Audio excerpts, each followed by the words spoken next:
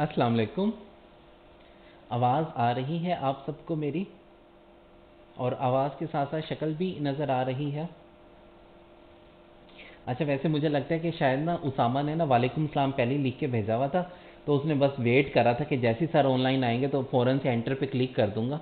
क्योंकि मैंने कहा अस्सलाम वालेकुम फ़ौरन, बल्कि मेरी अभी सलाम पूरा भी नहीं हुआ होगा, इनका जवाब आ गया वालेकुम सलाम का। जी उसामा, यही बात है? उसामा जो है कारी साहब के साथ रह रहे कि शरारती हो गया। ये आज जो है इधर स्टूडियो में एक मक्खी आई है, ये जो है ना बहुत ज़्यादा तंग कर रही है। वो कह रही है कि मैंने आपको जो है ना सही तरीके से जो है ना क्लास डिलीवर नहीं करने देनी, मैंने आपको तंग करते रहना है। चलें जी, और क्या हाल चाल है आप लोगों के?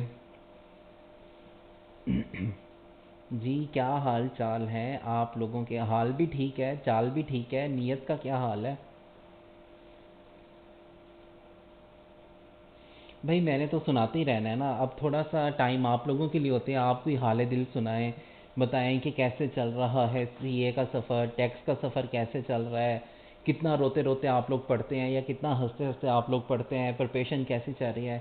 लेकिन आप लोग तो मुझे कुछ बताते ही नहीं है। मैं अकेला ही बोल बोल के अपने बातें कर कर के थक हार के चला जाता हूँ। ठीक है, थक हार के सिर्फ यही कह के यार इंटरेक्टिव हो जाओ। अच्छा, मैं ना जब से क्लासेस स्टार्ट हुई है ना, तब से मैं आप लोगों को कहना स्टार्ट किया है कि अच्छा चलें जी, मान लिया कि भाई मम्मा कहती हैं कि मेरा बेटा भी वो चांद का टुकड़ा है, नज़र लग जाएगी, इसलिए आप अपना कैम ऑन नहीं करते, या फिर आपका जो है नेट की स्पीड कम हो जाती है। तो भाई मुझे बताओ, माइक ऑन करने में कौन सी नेट की स्पीड कम हो जाती है? या फिर आपकी आवाज़ इतनी मुधर भरी है कि इतनी ज़्यादा वो आप अरिजीत सिंह हो के आप बोलोगे और हम सारे यूँ मदहोश हो जाएंगे, और इसलिए जो है ना आप अपना माइक भी ऑन नहीं करते हैं? वालेकुम सर, क्या जी, हाल चाल है? मैं तो बहुत अच्छा हूँ, आप सुनाएं क्या हाल चाल है? सर सब फिट फाट है। अच्छा, चलें जी, अच्छी बात है। तो ये दो तीन बातें हैं जो जब से मेरे ख्याल में ये ऑनलाइन वाली क्लास स्टार्ट हुई है तब से मैं आप लोगों को कह रहा हूँ। लेकिन मजाल है कि अभी तक भी सिवाय जो है एक आध स्टूडेंट के अलावा कोई माइक ही ऑन नहीं करता। जो भी क्वेश्चन पूछना होता है वो आप लोग जो है ना चैट बॉक्स में पूछ रहे होते हैं। चैट बॉक्स का भी मैं आंसर कर देता हूँ, लेकिन उसमें ये होता है कि समटाइम मैं आगे जा चुका होता हूँ, और आप लोगों का जब क्वेश्चन आता है तो वो ज़ाहिर है लिखने में टाइम लगता है, तो वो थोड़ा सा टाइमिंग का डिफरेंस आ जाता है। तो इसलिए मैं कहता हूँ भाई आप लोगों के लिए इतनी फैसिलिटेट किया गया है, माइक भी दिया गया है, अब तो आप कैम भी ऑन करें, दिखाएं कि आप कितने प्यारे लग रहे हैं, ठीक है। लेकिन आप लोग जो है ना, चलो लड़कियों ने तो पर्दा करना ही करना है, लड़के ज़्यादा बापर्दा हो गए हैं आजकल। अच्छा जी सर, टाइप करने में कुछ लोग ज़्यादा कंफर्टेबल होते हैं instead of turning on mic and camera. चलो जी, मर्ज़ी है आपकी भाई। आपने भी टाइपिंग के शौक के चक्कर में जो है ना आपने ऑनलाइन में जो है ना अपना ट्रांसफ़र करवा लिया है। जी। अच्छा मुझे बताएं कि कल जो हमने पढ़ा, अगर उसमें किसी को कोई मसला मसाइल कोई बात समझ ना आई हो तो? अच्छा जी, सैयदा वफ़ा फ़ातिमा कह रही हैं कि अगर फॉर एग्जांपल बिजनेस इनकम का loss other source of income के अगेंस्ट सेट करें, तो रिमेनिंग जो कैरी फॉरवर्ड करेंगे वो भी अदर सोर्स के अगेंस्ट ही सेट ऑफ करेंगे। नहीं नहीं नहीं भाई, देखें मैं आपको बात बताता हूँ कि अगर एक हेड ऑफ इनकम है, जस्ट लाइक जिस तरह अभी हमने बिजनेस पढ़ा है कि बिजनेस का लॉस कैरी फॉरवर्ड किया जा सकता है, इसके अलावा कैपिटल गेन्स का लॉस भी कैरी फॉरवर्ड किया जा सकता है। तो एक दफ़ा जब आप एक लॉस को कैरी फॉरवर्ड कर देंगे, तो अगले साल में खाली वो उसी हेड ऑफ इनकम के अगेंस्ट सेट ऑफ हो सकता है, इसके अलावा किसी और के अगेंस्ट सेट ऑफ नहीं हो सकता। ठीक है।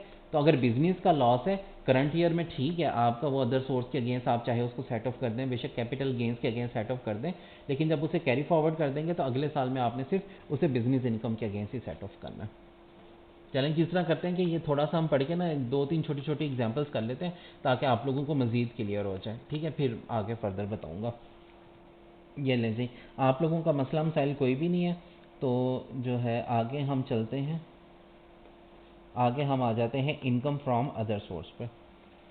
ठीक है, इनकम फ्रॉम अदर सोर्स में अगर आपका लॉस आ जाता है, उसको आप सेट ऑफ कर सकते हैं, इनकम फ्रॉम बिजनेस के अगेंस्ट भी सेट ऑफ कर सकते हैं, कैपिटल गेंस के अगेंस्ट भी सेट ऑफ कर सकते हैं, या इसके अलावा कोई और अदर इनकम आ रही है आपकी तो उसके अगेंस्ट भी जो है इसको सेट ऑफ कर सकते हैं। इसके अलावा अगर उसके अलावा भी आपका कोई लॉस बच जाता है तो उसको कैरी फॉरवर्ड नहीं किया जा सकता। करंट ईयर में एडजस्ट हो गया तो वेल एंड गुड, अदरवाइज इसको कैरी फॉरवर्ड नहीं किया जा सकता। तो इधर से एक ये कंक्लूजन निकला कि हमारे कौन कौन से लॉसेस कैरी फॉरवर्ड हो सकते हैं। सिर्फ हमारे जो है बिजनेस इनकम और कैपिटल गेन्स का लॉस जो है वो कैरी फॉरवर्ड हो सकता है, इसके अलावा कोई भी लॉस जो है कैरी फॉरवर्ड नहीं हो सकता। अच्छा जी, अहमद गफ़ार साहब कह रहे हैं सर आपकी क्लास का मेरिट सर्टिफिकेट आया है? कभी नहीं, मेरी क्लास का मेरिट सर्टिफिकेट नहीं आया कभी। मेरी क्लास में सारे बच्चे वही आते हैं जो मेरिट सर्टिफिकेट लेने में इंटरेस्टेड नहीं होते हैं। वो कहते हैं कि सर आप जितनी मर्जी मेहनत कर लें, हमने तो मेरिट सर्टिफिकेट लेना ही नहीं है। ठीक है। सर मेरिट के पीछे ना जाओ, एक्सीलेंस के पीछे जाओ। एक्सीलेंस के पीछे? एक महापुरुष ने कहा था सर। किसने कहा था? सर एक महापुरुष ने। ओह माय गॉड, उस महापुरुष का नाम इमरान साहब तो नहीं है? बिल्कुल सर। अच्छा अच्छा, सही सही। चले जो जी, मैं भी जो है मेरिट सर्टिफिकेट के लिए मुझे ज़्यादा खुशी ये होती है कि मेरे ज़्यादा जो स्टूडेंट्स हैं वो पास कर लें पेपर। ये आपको नज़र भी आ रहा होगा कि एक मक्खी ने इतना ज़्यादा तंग किया हुआ है ना, ये तमाम कोशिश के बावजूद भी ये किसी तरीके से इधर से जाने को तैयार नहीं है। वो कह रही है कि आज मैं भी लॉसेस का टॉपिक पढ़ के ही प्रैक्टिस क्वेश्चन करके ही जाऊंगी। चलेंगे आगे हम चलते हैं। आगे हम आ जाते हैं फॉरेन सोर्स इनकम लॉस पे। तो ये लीजिए, फॉरेन सोर्स इनकम लॉस की तरफ हम आ जाते हैं। तो इधर पे जो है हम सबसे पहले क्या आ जाते हैं, सेट ऑफ पे आ जाते हैं।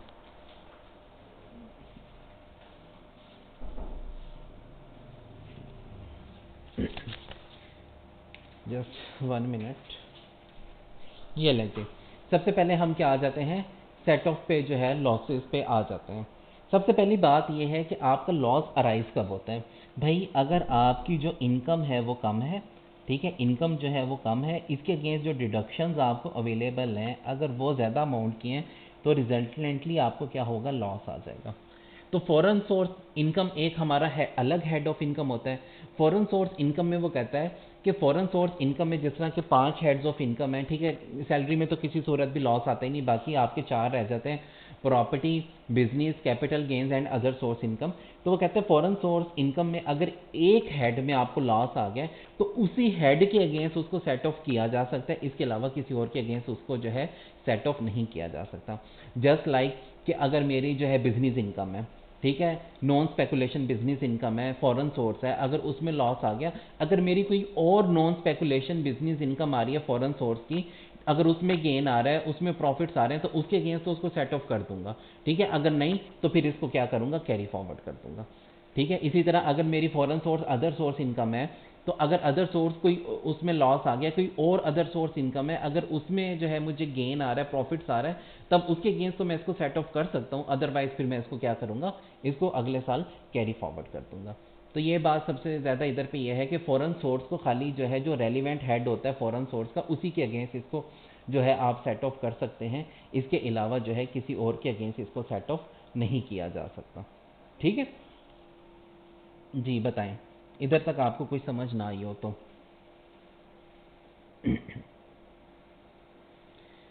समझ आ रही है सर। अच्छा जी, समझ आ रहे। फॉरेन सोर्स का जो हेड होगा, जैसे अदर सोर्स इनकम है तो वो भी फॉरेन सोर्स होनी चाहिए जिसके जी अगेंस्ट बिल्कुल, अडॉप्ट करना है, जी बिल्कुल, यानी वो फॉरेन सोर्स पे होना चाहिए और दूसरा वो भी सेम होना चाहिए हेड। जी हेड भी सेम होना चाहिए, ठीक है। हाँ, मुल्क चेंज हो सकता है, सपोज कि एक फॉरेन सोर्स इनकम है आपकी दुबई से आ रही है, दूसरी फॉरेन सोर्स इनकम यूके से आ रही है, लेकिन हेड सेम है, तो उन दोनों को आपस में सेट ऑफ किया जा सकता है कि आपका जो है बिजनेस जो है वो दुबई में भी है, आपका बिजनेस जो है यूके में भी है, यूके वाले बिजनेस में आपको प्रॉफिट आ रहा है और जो दुबई वाला है उसमें लॉस आ रहा है, तो उन दोनों को आपस में सेट ऑफ किया जा सकता है। सेट ऑफ करने के बाद वजूद भी अगर कोई अमाउंट बच जाएगी तो उसको अगले 6 सालों तक क्या किया जा सकता है, कैरी फॉरवर्ड किया जा सकता है। इधर पे एक और जो इंटरेस्टिंग बात है वो ये है कि अगर फॉरेन सोर्स की जो भी हेड हैं सिवाय सैलरी के, जिसमें बाकी प्रॉपर्टी भी बच जाता है, कैपिटल गेन भी बच जाता है, बिजनेस इनकम भी आ जाता है, अदर सोर्स इनकम भी आ जाता है, अगर उसमें आपका लॉस करंट ईयर में कैरी फॉरवर्ड, करंट ईयर में अगर वो सेट ऑफ नहीं हुआ तो आप इसको अगले 6 सालों तक कैरी फॉरवर्ड कर सकते हैं, ठीक है। पाकिस्तान में तो हमने पढ़ा था ना कि अदर सोर्स को आप कैरी फॉरवर्ड नहीं कर सकते, या जो है प्रॉपर्टी को कैरी फॉरवर्ड नहीं कर सकते। इसमें जो है वो कहता है कि जो भी लॉस करंट ईयर में एडजस्ट हो गया तो हो गया, अदरवाइज उसको अगले 6 सालों तक आप जो है कैरी फॉरवर्ड करके ले जाएं। ठीक है, तो इस हिसाब से ये जो फॉरेन सोर्स का है ये थोड़ा सा डिफरेंट है।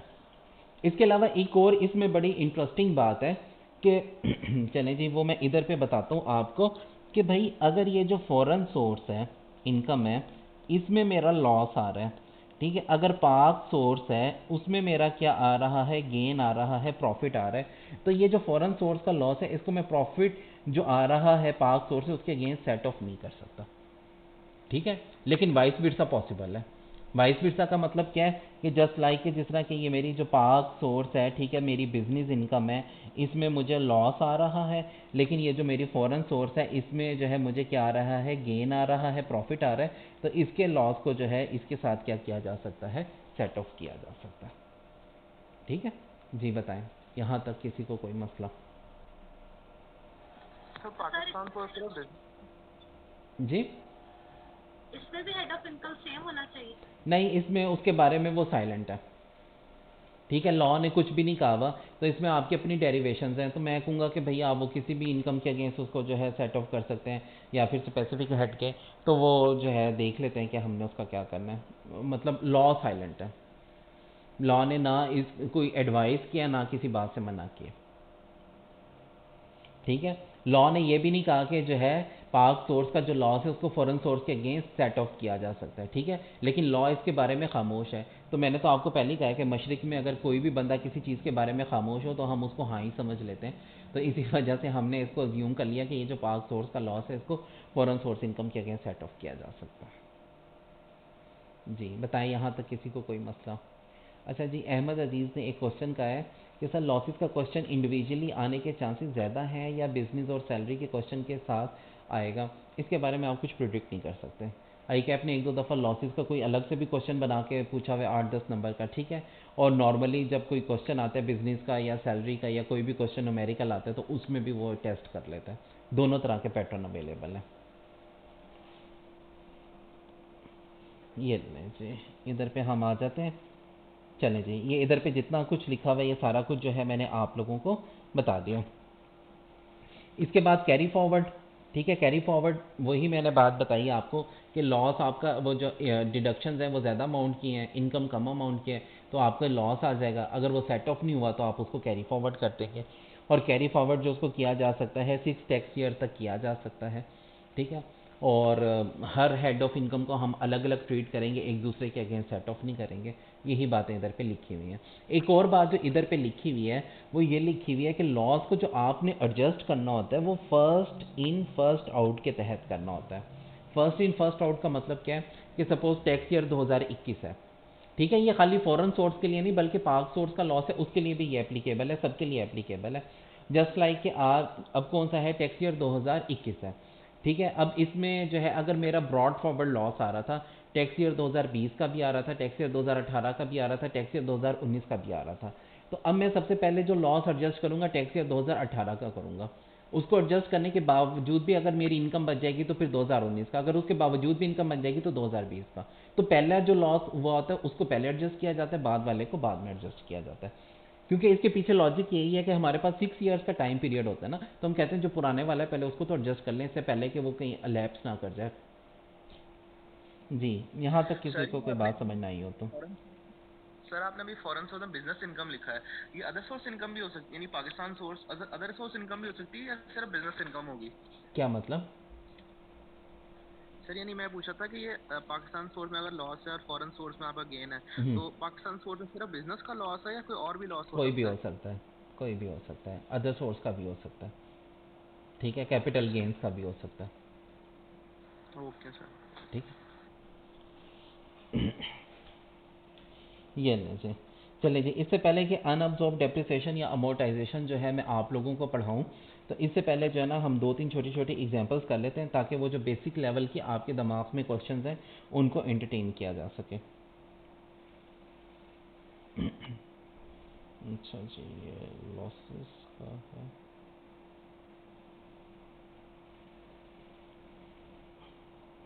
अच्छा जी, वो मेरे ख्याल में जो बेसिक लेवल का क्वेश्चन मैं आप लोगों को करवाना था, शायद वो क्वेश्चन जो है आप लोगों के इधर पे आया ही नहीं है।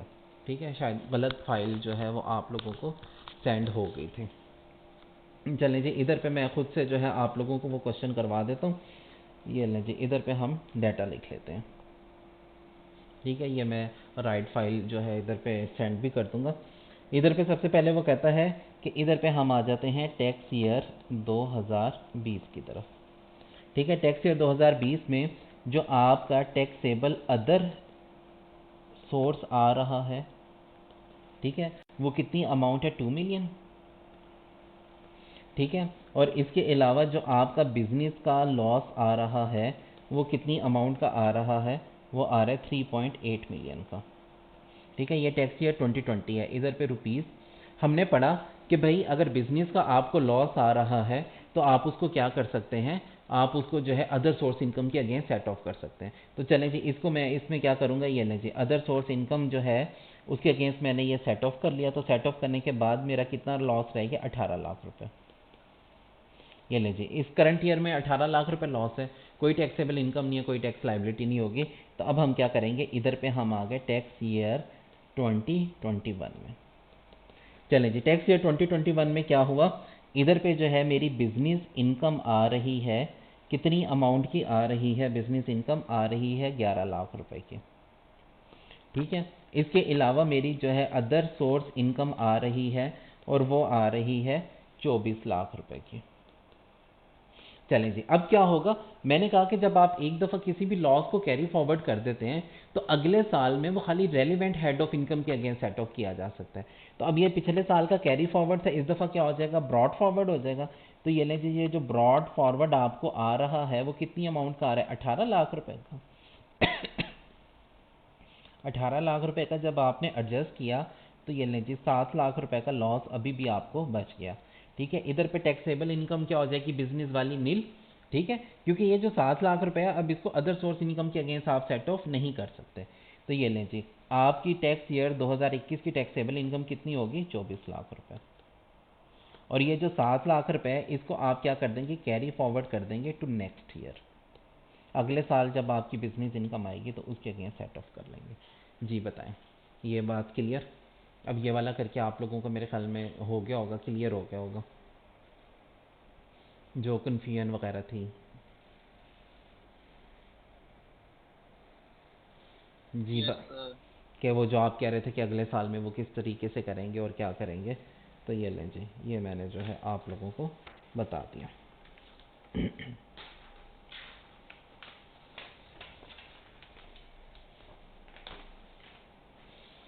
अच्छा जी, मुझे एक बात बताइए कि जो मैंने आप लोगों को सेंड की हुई है लॉसेस की फाइल, उसमें भी जस्ट यही वाले क्वेश्चंस हैं या उसमें कोई चेंज है।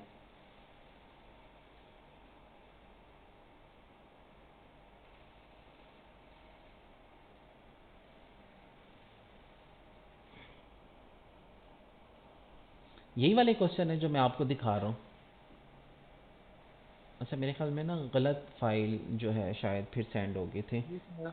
क्योंकि इसमें मैंने मज़ीद कुछ क्वेश्चन ऐड किए थे तो शायद वो इधर पे आ नहीं पाए। अच्छा जी, आप क्या कह रही हैं टोटल इनकम लेकिन 3.5 होगी, किस सूरत में आप कह रही हैं कि टोटल इनकम 3.5 होगी। नहीं, यही होगी, टोटल टैक्सेबल इनकम आपकी 24 लाख रुपए होगी।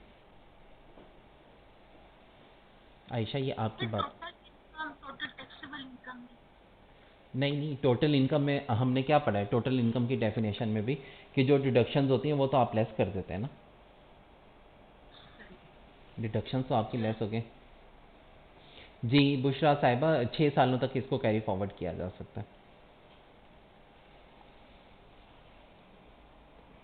ये लें जी, आगे हम आ जाते हैं, ये लें जी, इधर पे हम आ जाते हैं अनअब्जॉर्ब डेप्रिसिएशन एंड अमोर्टाइजेशन पे। चलें जी, इधर पे मैं आपको बताता हूँ, ये जो हमारा बिजनेस का लॉस होता है ना, ठीक है, इसमें दो तरह के कंपोनेंट्स होते हैं, दो जो हैं चीज़ें एलिमेंट्स होती हैं।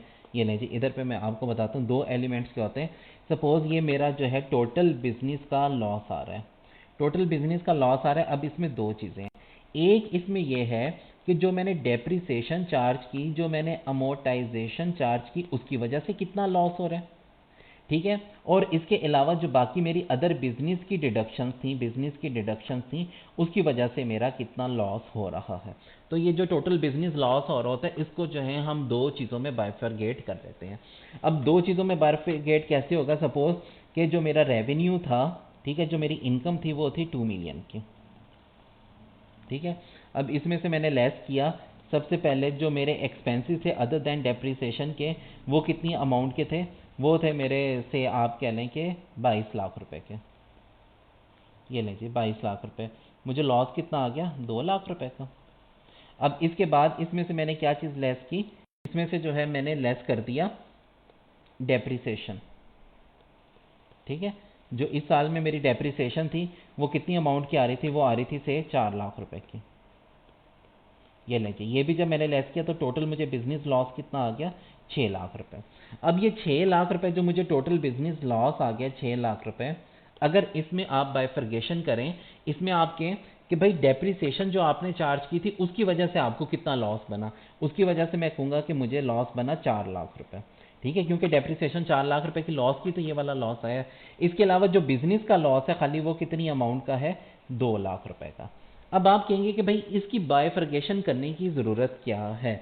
इसकी बाइफरगेशन करने की ज़रूरत इस वजह से है कि भाई ये जो 2 लाख रुपए का लॉस है, ये जो बिजनेस का लॉस है, इसको कैरी फॉरवर्ड किया जा सकता है 6 टैक्स ईयर्स तक, ठीक है। 6 टैक्स ईयर तक जो है हमारे पास टाइम लिमिट होती है, 6 टैक्स ईयर तक जो है इसको कैरी फॉरवर्ड कर सकते हैं।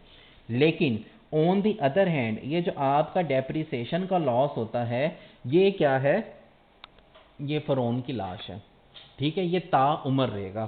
ताउम्र का मतलब ये है कि इसकी कोई टाइम लिमिटेशन नहीं है। ये जब तक फुली तौर पे एडजस्ट नहीं हो जाएगा, इसको कैरी फॉरवर्ड करते जाएंगे करते जाएंगे करते जाएंगे, चाहे इसमें 10 साल लग जाएं, 15 साल लग जाएं, 20 साल लग जाएं या 50 साल का टाइम पीरियड ही क्यों ना लग जाए। तो इसलिए ये जो टोटल बिजनेस का लॉस होता है उसको जो है हम दो हिस्सों में अलग अलग कर लेते हैं। एक बिजनेस का जो लॉस होता है उसको अलग कर लेते हैं, और जो डेप्रिसिएशन या फिर अमोर्टाइजेशन चार्ज करने की वजह से जो हमारा लॉस हुआ होता है उसको जो है हम अलग कर लेते हैं। जी बताएं, इसमें किसी को कोई मसला, कोई बात समझ ना आई हो तो। सर जी। सर अगर एक बंदे को 2 साल मुसलसल लॉस हो जाए हम्म। तो सर वो वैसे ही कारोबार बंद नहीं कर जाएगा? नहीं, बिल्कुल भी नहीं करता कारोबार बंद। आपकी पीआईए कंपनी को कितने सालों से लॉस हो रहा है, उसने पीआईए ने बंद कर दी? सर वो तो यानी सरकारी है ना एक तो तरह। सरकारी है तो फिर क्या होगा। इस तरह अगर वो जो दूसरी कंपनीज होती हैं, कोई भी बिजनेसमैन, बड़ा बिजनेसमैन इतनी जल्दी नहीं भागता। ओके सर यानी। चले जी, अगर 2 साल उसको मुसलसल लॉस हुआ, अगर उसने बिजनेस ख़त्म भी कर दिया तो इससे हमारा क्या, टैक्सेशन का क्या लेना देना। सर नहीं, जनरल नॉलेज। अच्छा अच्छा, जनरल नॉलेज के लिए।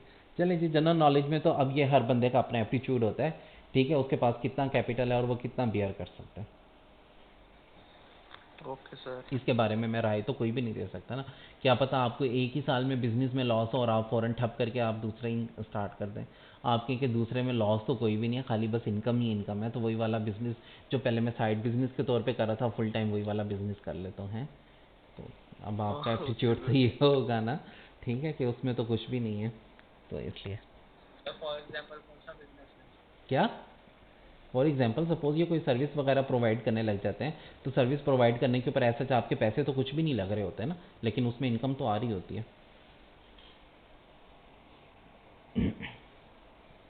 जी ठीक हो गया जैद साहब, समझ आ गई एग्जाम्पल? जैद ने पूछा था ना ये क्वेश्चन। जी सर। वो पता नहीं इंटरनेट में कोई मसला आ रहा है जिसका। अच्छा अच्छा, इंटरनेट में कोई मसला आ रहा है, इसकी वजह से उनकी आवाज़ हाई लो हो रही है। समटाइम समझ आ जाती है, समटाइम समझ नहीं आती।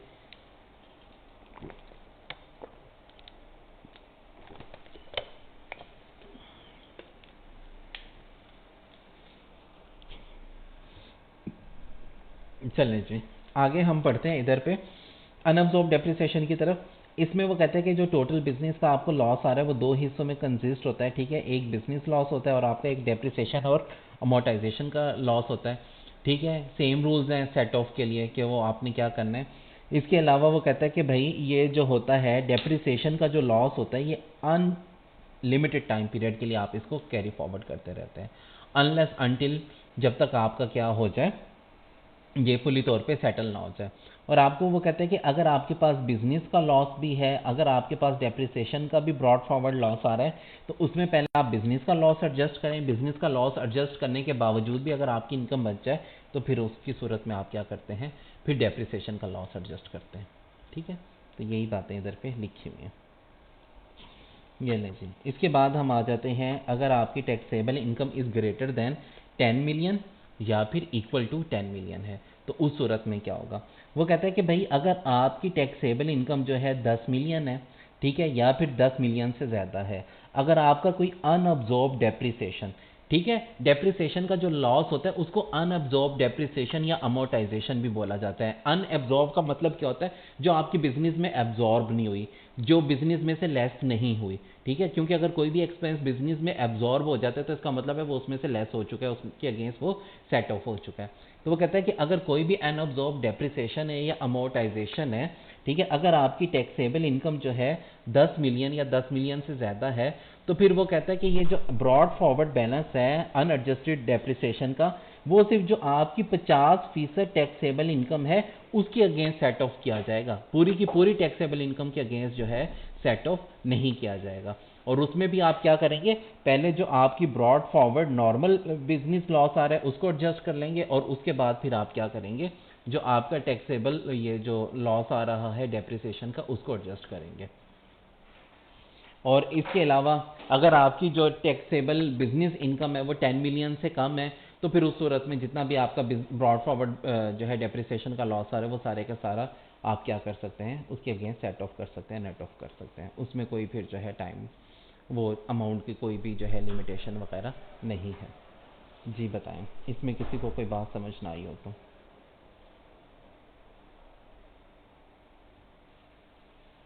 एग्जाम्पल अभी आप 3-4 मिनट का वेट करें, उसके बाद मैं काफ़ी सारी एग्जाम्पल्स करवा दूंगा आपको इसकी।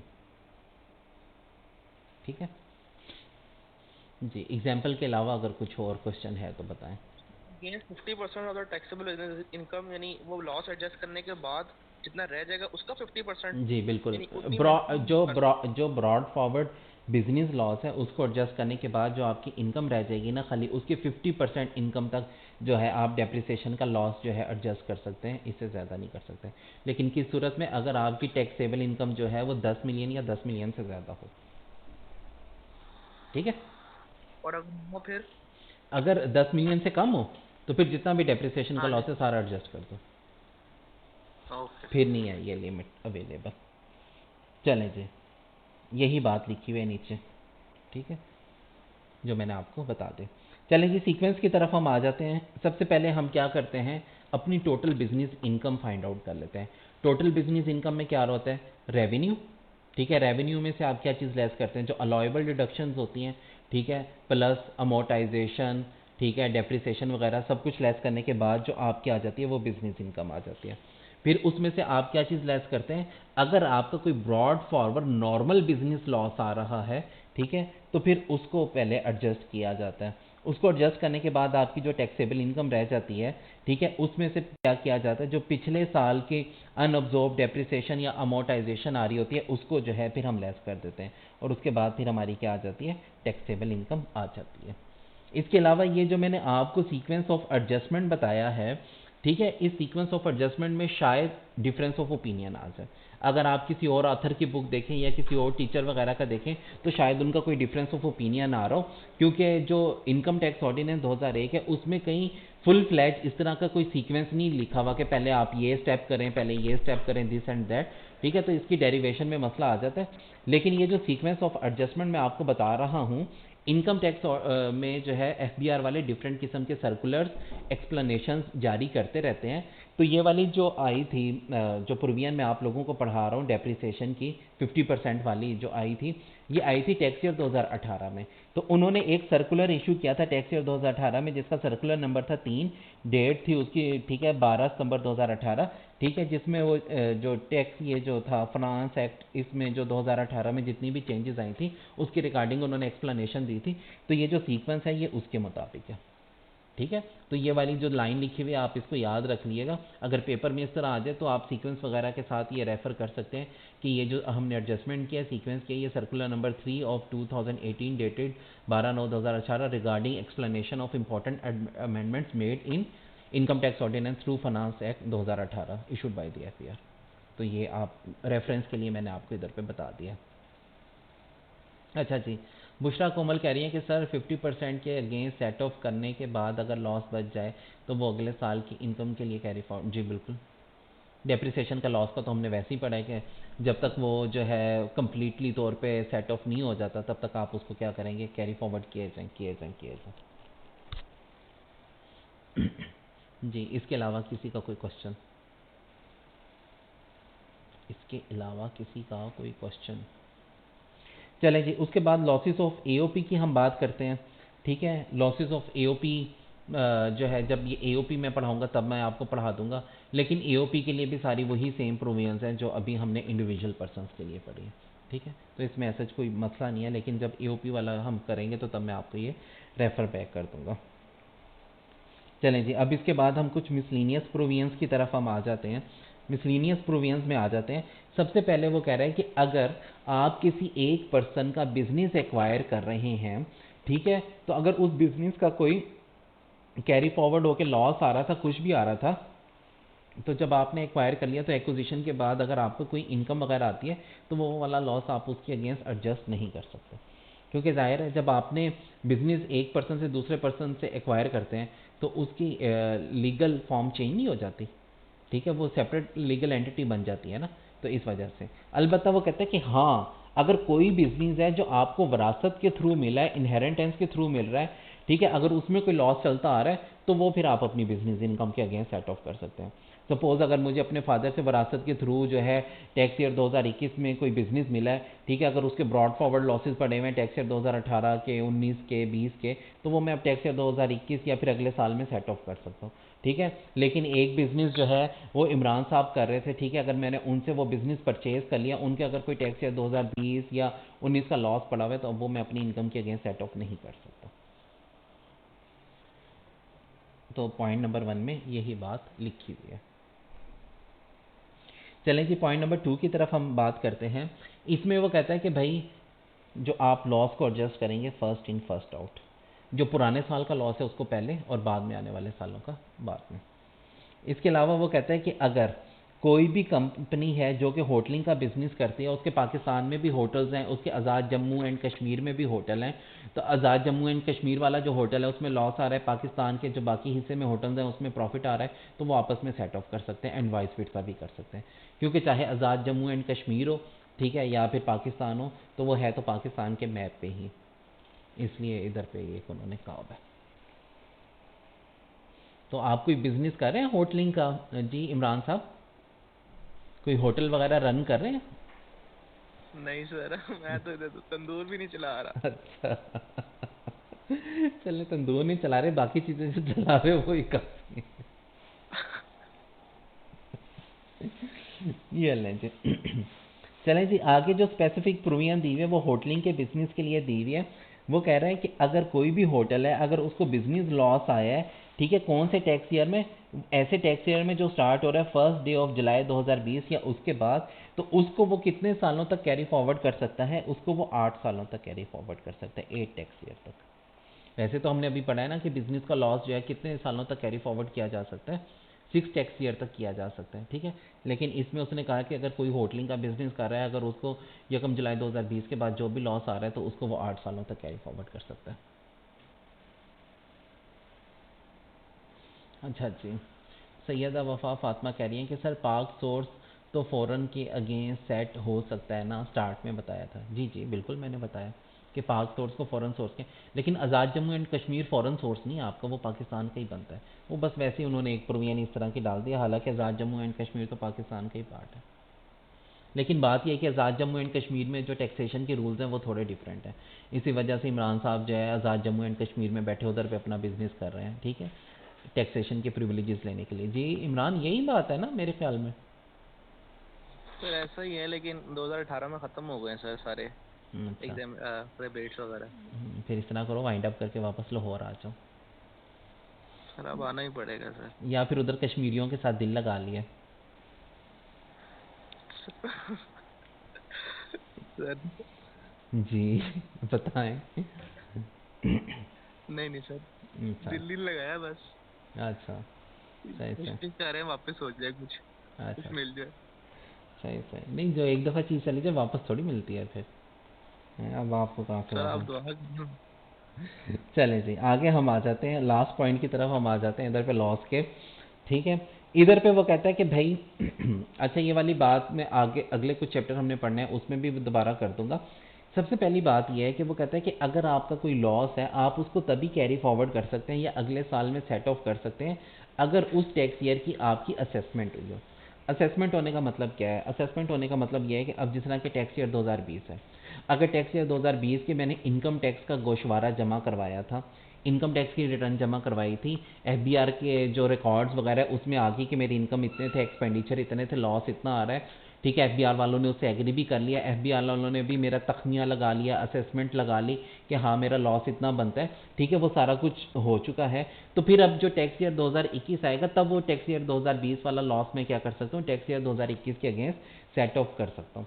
ठीक है, अगर मैंने टैक्स ईयर 2020 की जो है इनकम टैक्स रिटर्न नहीं जमा नहीं कराई हुई, एफबीआर वालों के रिकॉर्ड में कोई लॉस वगैरह भी नहीं आ रहा, उसकी कोई असेसमेंट भी नहीं हुई हुई, तो उस सूरत में मैं अपने जो लॉस है उसको एडजस्ट भी नहीं कर सकता, कैरी फॉरवर्ड भी नहीं कर सकता। तो ये जब हम असेसमेंट्स वाले चैप्टर पढ़ेंगे तो तब दोबारा भी मैं ये बात बताऊंगा, लेकिन इधर पे भी आप ये बात अच्छी तरह एक दो लाइनें हैं इनको ज़हन नशीन कर लें, याद कर लें, रट्टा लगा लें कि अनलेस अनटिल कि आपकी असेसमेंट हो चुकी हो। ठीक है, एक असेसमेंट होती है सिंपल असेसमेंट होती है सेक्शन नंबर 120 के तहत, एक स्पेशल असेसमेंट होती है सेक्शन नंबर 121 के तहत जिसे बेस्ट जजमेंट असेसमेंट कहा जाता है। ठीक है, एक असेसमेंट होती है अमेंडेड असेसमेंट, कि मतलब आपकी पहले कोई असेसमेंट हुई थी उसमें कोई चेंजेस वगैरह कर दी गई तो वो सेक्शन 122 के तहत की जाती है। तो वो कह रहा है कि अगर इन तीन सेक्शंस के तहत आपके लॉस डिटरमन हुआ हुआ है, ठीक है, तो तब आप क्या करेंगे, इसको कैरी फॉरवर्ड करेंगे और एडजस्ट करेंगे, अदरवाइज इसको कैरी फॉरवर्ड या फिर एडजस्ट नहीं करेंगे। तो यहाँ तक था आपका लॉसेस का टॉपिक और चैप्टर। यहाँ तक किसी को कोई मसला कोई बात वगैरह समझ ना आई हो तो बता दें।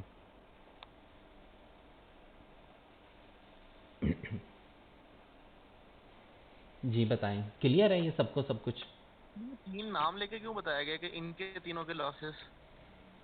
इन तीनों के लॉसेस नहीं, वो कह रहा है अगर इन तीन प्रोसीजर्स के थ्रू आपके लॉसेस आए हुए हैं, असेसमेंट, बेस्ट जजमेंट असेसमेंट या amendment of assessment. Business loss, speculation loss and capital loss, ये तीनों लिखे हुए ना।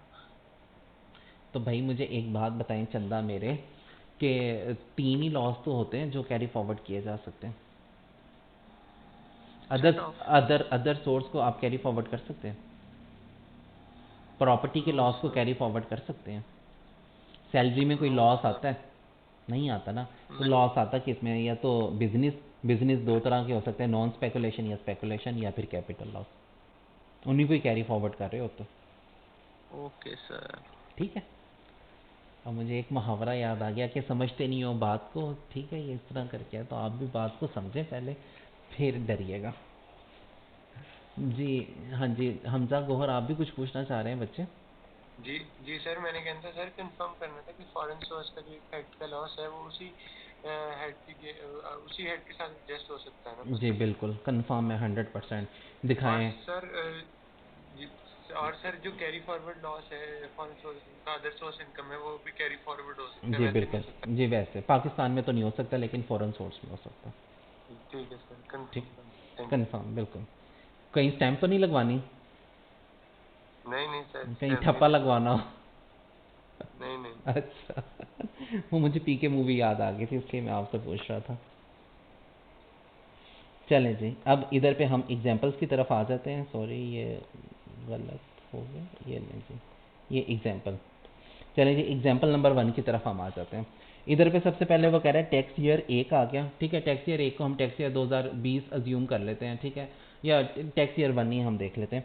इसमें वो कह रहा है कि आपकी सेल्स कितनी है, सेल्स है आपकी 50 मिलियन, ठीक है। इसके अलावा जो आपको बिजनेस इनकम के अगेंस्ट डिडक्शंस अवेलेबल थी, ठीक है, डेप्रिसिएशन और अमोर्टाइजेशन के अलावा, वो कितनी थी? वो थी 80 मिलियन की, ठीक है। इस साल आपने कोई भी डेप्रिशिएबल एसेट, पहला साल था, कोई भी डेप्रिशिएबल एसेट अपने बिजनेस में इस्तेमाल नहीं किया, तो ज़ाहिर है डेप्रिशिएबल एसेट या इंटेंजिबल एसेट बिजनेस में इस्तेमाल होगा तो ही डेप्रिसिएशन मिलती है ना, तो इस वजह से उस साल की कोई भी डिडक्शन नहीं थी। तो ये 50 मिलियन, ठीक है, आपकी रेवेन्यू था, 80 मिलियन आपकी अलाउएबल डिडक्शन थी, तो आपका ये लॉस आ गया। ये कितना लॉस आ गया आपका? 30 मिलियन का। तो चलें जी इधर पे हम आ जाते हैं। सबसे पहले इधर पे हमारे पास टैक्स ईयर 1 में, ठीक है, 01 में बिजनेस लॉस हमारे पास कितना आ गया? रुपीज़ 30 मिलियन का। और ये क्या चीज़ है? ये सिर्फ बिजनेस लॉस है, ठीक है। टोटल लॉस भी यही है, बिजनेस लॉस भी यही है, इसमें डेप्रिसिएशन का लॉस कोई भी नहीं है, ठीक है। अब हम अपनी एग्जांपल को परसू करते हैं, आगे चलते हैं। उसके बाद वो कहता है कि आपका आ गया टैक्स ईयर 2। चलें जी, टैक्स ईयर 2 में क्या हुआ? आपकी जो सेल्स आ रही है वो कितनी अमाउंट की है? 70 मिलियन की, ठीक है। आपकी जो बिजनेस की डिडक्शंस आ रही हैं डेप्रिसिएशन और अमोर्टाइजेशन के अलावा, वो कितनी अमाउंट की आ रही हैं? वो आ रही हैं 20 मिलियन की। आपकी जो डिडक्शन फॉर डेप्रिसिएशन अमोर्टाइजेशन थी वो कितनी अमाउंट थी? 80 मिलियन। अब आपका लॉस कितना आ गया? 30 मिलियन का। तो ये लें जी, टैक्स ईयर 02 में भी आपका लॉस आ गया, और लॉस आपको कितना आ गया? ये लें जी, ये लॉस कितना आ गया आपको? 30 मिलियन का। अब ये वाला जो लॉस है, ये किस चीज़ का लॉस है? आपका डेप्रिसिएशन का लॉस है, ठीक है। ये आपका डेप्रिसिएशन का लॉस है ना, क्योंकि इधर पे जब हम देखें तो इधर पे ये 70, ठीक है, इसमें से 20 लेस कर दें तो ये आपका कितना बन रहा था? 50 मिलियन बन रहा था। तो ये तो आपकी इनकम बन रही थी। जब आपने इसमें से डेप्रिसिएशन को लेस किया तो उसकी वजह से आपका लॉस आया, और उसकी वजह से आपका कितना लॉस आया? उसकी वजह से आपका 30 मिलियन का लॉस आया, ठीक है। तो ये डेप्रिसिएशन का लॉस कहलाएगा, ठीक है। इधर पे इसलिए मैंने लिख दिया कि लॉस फॉर द ईयर, और ये किस चीज़ का आपका है? डेप्रिसिएशन का। और इधर पे जो लॉस आ रहा था वो आपका किस चीज़ का लॉस था? बिजनेस का। जी बताएं, पहले यहाँ तक बातें क्लियर? यहाँ तक किसी को कोई मसला मसाइल? जी यहाँ तक किसी को कोई मसला मसाइल अगर है तो बता दें। सर आपने बिजनेस लॉस एडजस्ट नहीं किया 30,000 का?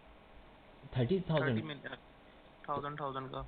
तो मेरे चंदा, मेरे भाई, सबसे पहली बात बताएं कि ड्यूरिंग द ईयर जो है आपको कोई प्रॉफिट तो आ ही नहीं रहा, तो आप बिजनेस लॉस किसके अगेंस्ट एडजस्ट करेंगे?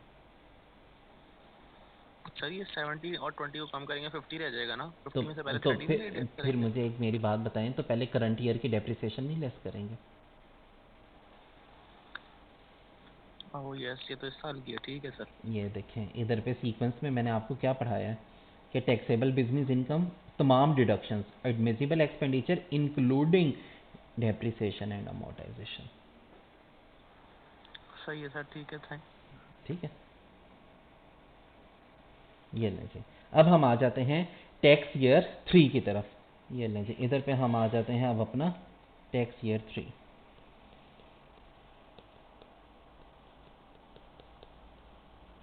ये लें जी, इधर पे रुपीज़ आ गया हमारे पास।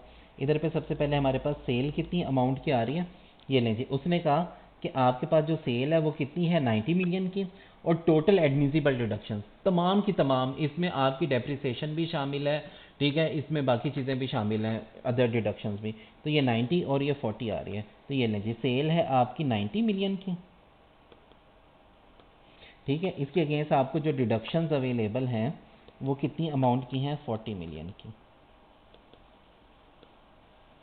तो चलें जी, आपके इनकम फॉर द ईयर कितनी अमाउंट की बन गई? 50 मिलियन, ठीक है। अब इसमें से आपने क्या पढ़ा है? अब आपने पढ़ा है कि सबसे पहले आपने इसमें से क्या चीज़ लेस करनी है? इसमें से सबसे पहले लेस होगी अगर कोई ब्रॉड फॉरवर्ड बिजनेस का लॉस आ रहा है। तो ब्रॉड फॉरवर्ड बिजनेस लॉस हमारा टैक्स ईयर 01 का आ रहा है। वो कितनी अमाउंट है? वो तो सारी की सारी एडजस्ट की जा सकती है ना, उसमें तो कोई लिमिटेशन नहीं है। तो वो हमारे पास आ रही थी 30 मिलियन की। तो ये लें जी, इसमें से मैंने क्या किया? इसमें से 30 मिलियन जो है मैंने लेस कर दी। अब मेरे पास रिमेनिंग कितनी अमाउंट रहेगी? 20 मिलियन। तो चलिए जी, अब मेरी जो during the year taxable income थी वो कितनी थी? 10 मिलियन से ज़्यादा। तो हमने क्या पढ़ा है कि जब आपकी टैक्सेबल इनकम जो है 10 मिलियन से ज़्यादा हो या 10 मिलियन हो, तो उस सूरत में जो ब्रॉड फॉरवर्ड डेप्रिसिएशन का लॉस है खाली मैक्सिमम 50% ऑफ टैक्सेबल इनकम तक आप एडजस्ट कर सकते हैं। तो ये लें जी, अब इसमें मैं क्या करूँगा? इसमें से मैं लेस करूँगा ब्रॉड फॉरवर्ड डेप्रिसिएशन का लॉस। डेप्रिसिएशन का लॉस मुझे कब आया था? टैक्स ईयर 2 में, ठीक है। लेकिन मैक्सिमम कितनी मुझे एडजस्टमेंट मिल सकती है? ठीक है, डेप्रिसिएशन का लॉस तो मेरा था 30 मिलियन का, लेकिन कितनी इनकम के अगेंस्ट में इसको सेट ऑफ कर सकता हूँ, नेट ऑफ कर सकता हूँ? सिर्फ 50% तक। तो इसका 50% कितना बनेगा? 10 मिलियन, ठीक है। तो 10 मिलियन के अगेंस्ट एडजस्ट कर सकता हूँ। तो ये लेंगे 10 मिलियन के अगेंस्ट जब हम एडजस्ट करेंगे तो ये लीजिए रिमेनिंग मेरी इनकम कितनी रह जाएगी? रिमेनिंग इनकम मेरी रह जाएगी इस साल की 10 मिलियन, ठीक है। अब क्या होगा? अब मेरा जो ओपनिंग डेप्रिसिएशन का लॉस आ रहा था वो कितनी अमाउंट थी? 30 मिलियन। इसमें से मैंने एडजस्ट कितना कर दिया? एडजस्टमेंट मुझे मिल गई 10 मिलियन की, और बाकी रिमेनिंग मेरे पास कितनी अमाउंट रह गई? और ये क्या हो जाएगा? कैरी फॉरवर्ड हो जाएगा। और ये कब तक कैरी फॉरवर्ड होता रहेगा? अनलिमिटेड टाइम पीरियड तक कैरी फॉरवर्ड होता रहेगा, अनलेस अनटिल कि ये एडजस्ट हो जाए फुली तौर पे। जी बताएं, अब आपको ये वाली बात समझ आ गई जो मैंने 50% वाली आपको बताई थी?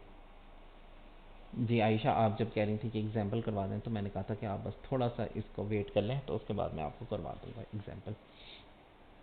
जी क्लियर है ये लें जी, ये सारा इधर पे मैंने किया हुआ है, ठीक है। तो अब हम क्या करते हैं, एग्जाम्पल नंबर 2 की तरफ आ जाते हैं। सॉरी,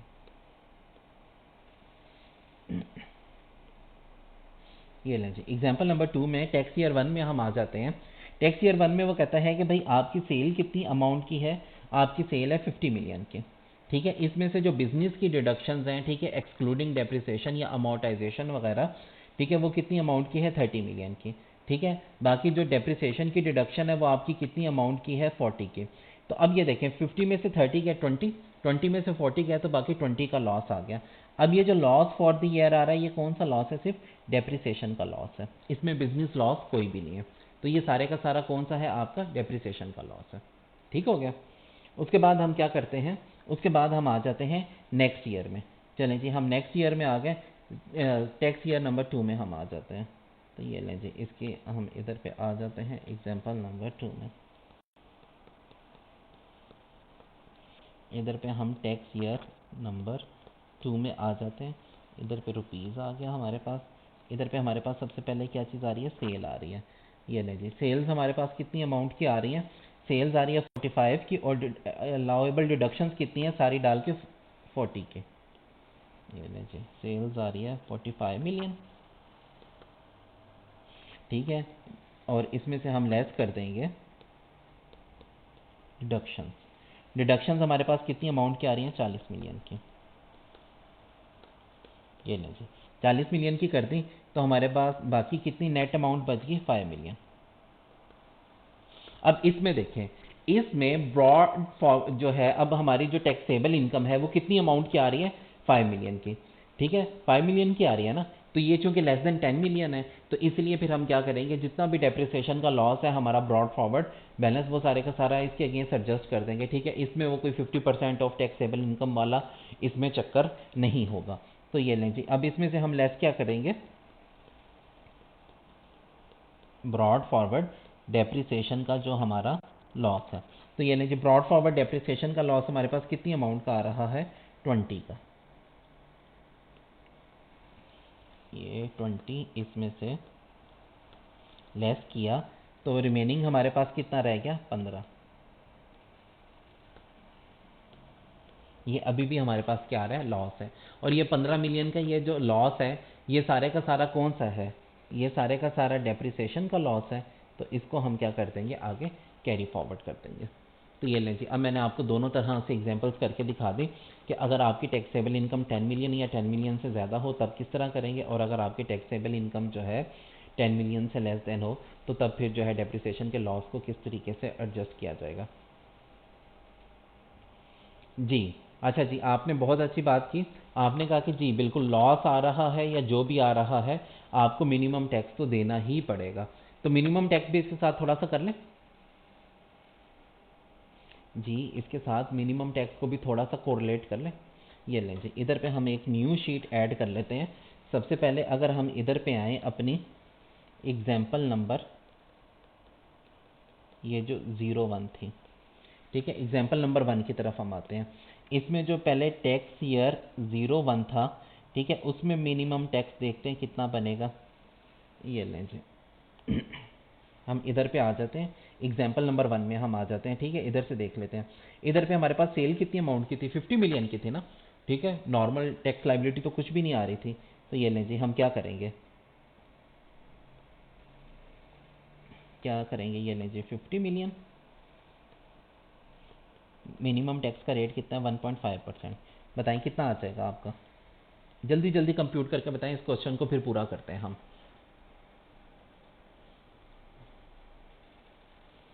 जी बताएं कितनी अमाउंट बनेगी। 7,50,000। ये ले जी 7,50,000 आपने ये पे कर दी। नॉर्मल टैक्स लाइबिलिटी कुछ भी नहीं थी, तो इतना ये जो आपने पे किया इसको क्या कर देंगे आप, कैरी फॉरवर्ड। और कितने सालों तक कैरी फॉरवर्ड कर सकते हैं, 5 टैक्स ईयर तक, ठीक है। अब हम इसके बाद आ जाते हैं, चलें जी अपने टैक्स ईयर नंबर 02 की तरफ। ये लें जी, टैक्स ईयर हम 02 में आए, तो टैक्स ईयर 02 में भी हमें लॉस आ रहा है 30 मिलियन का। तो इसमें नॉर्मल टैक्स लाइबिलिटी कुछ भी नहीं आ रही होगी, तो मिनिमम टैक्स ही आ रहा होगा। और सेल्स कितनी है, 70 मिलियन की। तो ये लें जी, टैक्स ईयर 2 में आए, मिनिमम टैक्स कितना, 70 मिलियन मल्टीप्लाई बाय 1.5%। बताएं ये कितनी अमाउंट बनेगी। ये बनेगी 1050,000, ठीक है। ये हमने पे आउट कर दिया है। नॉर्मल टैक्स लाइबिलिटी 0 थी, मिनिमम टैक्स इतना था 1050, तो इन दोनों का डिफरेंशियल ही कैरी फॉरवर्ड हो रहा होता है ना। तो ये लें जी, ये भी आगे क्या हो जाएगा, कैरी फॉरवर्ड। कितने टैक्स ईयर्स तक हो सकता है ये कैरी फॉरवर्ड, 5 टैक्स ईयर्स तक, ठीक है। चलिए जी, अब इसके बाद हमारा कौन सा टैक्स ईयर आ जाएगा। ओहो भाई ये क्या हो गया ऐसे। ये लें जी, अब हम आ जाते हैं टैक्स ईयर नंबर 03 की तरफ। 03 में अब हमने क्या देखा टैक्स ईयर में, कि हमारी नेट टैक्सेबल इनकम कितनी बन रही है, 10 मिलियन, ठीक है। 10 मिलियन बन रही है, तो इसके ऊपर नॉर्मल टैक्स लाइबिलिटी आ जाएगी। तो सबसे पहले हम इस तरह करते हैं कि normal tax liability find out करते हैं, ठीक है। टैक्सेबल इनकम कितनी है, नॉन सैलरीड पर्सन वाला रेट लगेगा। तो मुझे बताएं कि नॉर्मल टैक्स लाइबिलिटी कितनी बनेगी 10 मिलियन पे, ज़रा जल्दी से कंप्यूट करके बताएं मुझे। नॉर्मल टैक्स लाइबिलिटी कितनी बनेगी आपकी,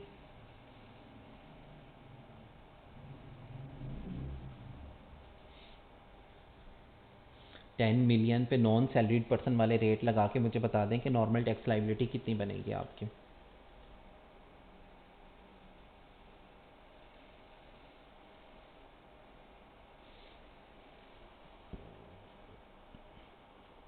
मेरे ख्याल में हम लोग लास्ट स्लैब में फॉल कर रहे हैं, ठीक है, जिसमें मेरे ख्याल में लिखा हुआ है कुछ 6 मिलियन से ज़्यादा हो तो आई गेस 30 या 35% लगता है, या कुछ एग्जैक्टली मुझे देख के बताएं टैक्स रेट से। 1,220,000 plus 35% of the amount 1,220,000 plus 35%, 5% amount exceeding exceeding 6 6 million हाँ तो वो 6 कितने million हैं, 4 मिलियन है। बताइए कितनी बनेगी टैक्स लाइबिलिटी।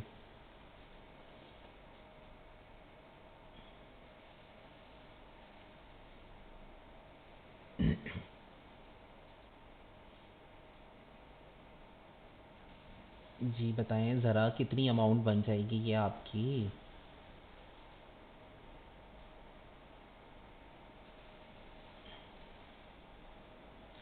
2620,000, 2620,000, ठीक है। अब हमने हायर लेना होता है, मिनिमम टैक्स हमारा कितना बनेगा इस साल में। ये लें जी, मिनिमम टैक्स भी हम देख लेते हैं कि इस साल में कितना बनेगा। इस साल के रेवेन्यू कितना था, 90 मिलियन का। तो ये लें जी 90 मिलियन, 90 मिलियन मल्टीप्लाइड बाय 1.5%। बताएं कितनी अमाउंट बनती है ये। 1,350,000 1,350,000। इनमें से हायर अमाउंट कौन सी है, 2620। तो हमारी टैक्स लाइबिलिटी कौन सी होगी, टैक्स लाइबिलिटी होगी 2620,000। जी बताएं यहाँ तक बात, कोई मसला मसाइल कोई बात समझ ना आई हो तो बताएं। यहाँ तक क्लियर सर। चलें जी। अब इसमें से हम लेस क्या करेंगे? अब इसमें से हम सबसे पहले लेस करेंगे ब्रॉड फॉरवर्ड मिनिमम टैक्स। कौन सा सबसे पहले हम करेंगे? जो टैक्स ईयर 1 का आ रहा है। टैक्स ईयर 1 का मिनिमम टैक्स हमारा जो ब्रॉड फॉरवर्ड आ रहा था कितना आ रहा था? 7,50,000 का। ये लें जी 7,50,000 इसमें से लेस करते हैं। बताएं ये लेस करने के बाद कितना बचेगा आपका टैक्स लाइबिलिटी?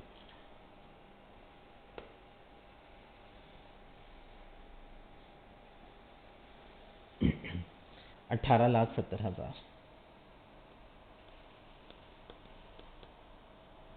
चलें जी ये बच गई। अब मिनिमम टैक्स हमारा कितना है? 13,50,000।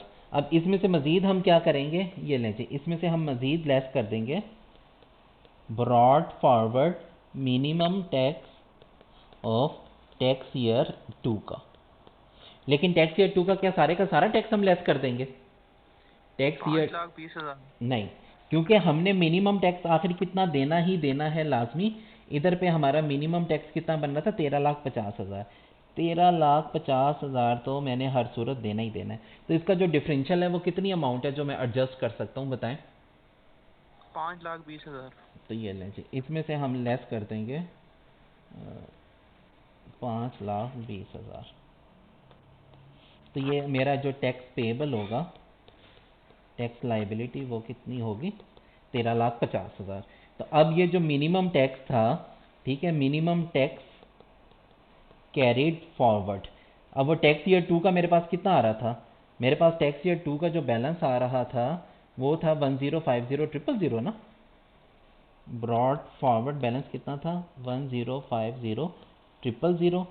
ठीक है, इसमें से मैंने एडजस्ट कितना कर लिया? एडजस्ट मैंने इसमें से कर लिया 5,20,000। सॉरी,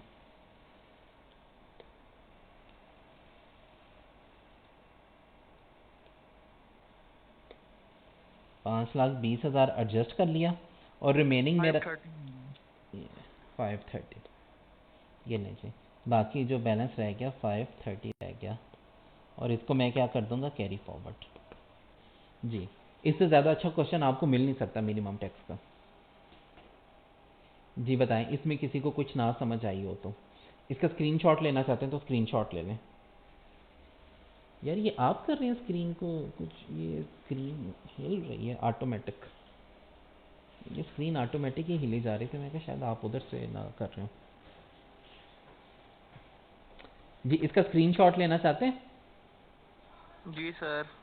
चलिए जी, ये लें जी, इसका स्क्रीनशॉट लेना स्टार्ट कर दें। ये इधर पे मैं लिख देता हूँ मिनिमम टैक्स की है। यार ये इसको पता नहीं क्या हो गया, ये ऑटोमेटिक ही हुई जा रही है, ऑटोमेटिक ही ली जा रही है।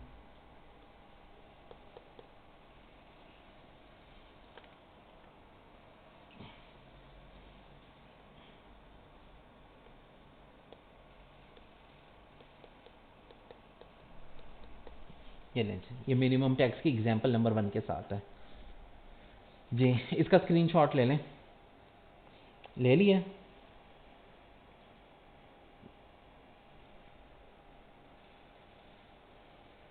एग्जाम्पल नंबर 2 के मिनिमम टैक्स की आप खुद कैलकुलेशंस करके देखिएगा कि आपसे होती हैं कि नहीं होती।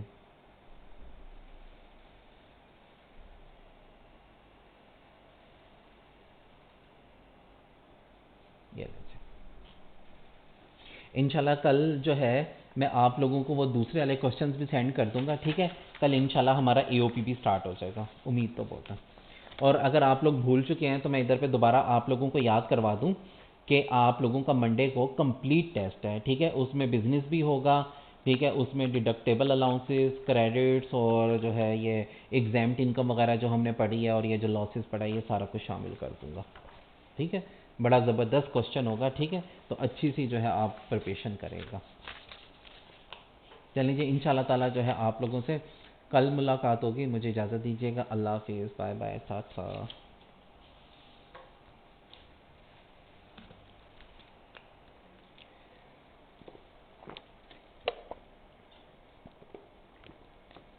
Recording stopped.